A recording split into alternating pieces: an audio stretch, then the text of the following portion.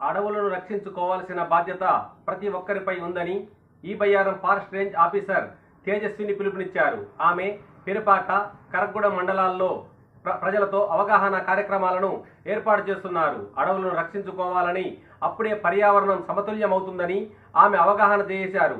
గ్రామస్తులతో ప్రతిజ్ఞ చేయించారు. వన్యప్రాణులను వేటాడటం కూడా నేరమే అన్నారు. ఎవరు అతిక్రమించినా వెంటనే ఫారెస్ట్ అధికారులకు సమాచారం అందించాలని ఈ సందర్భంగా ఆమె కోరారు.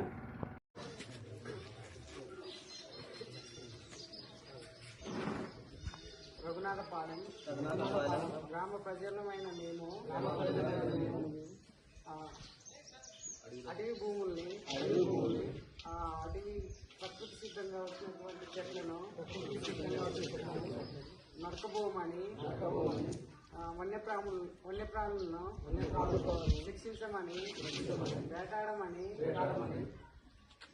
మా యొక్క అటవీని నిప్పును అందించబోమని రణాలపాల గ్రామ ప్రజలమైన మేము ప్రతిజ్ఞ చేస్తున్నాము.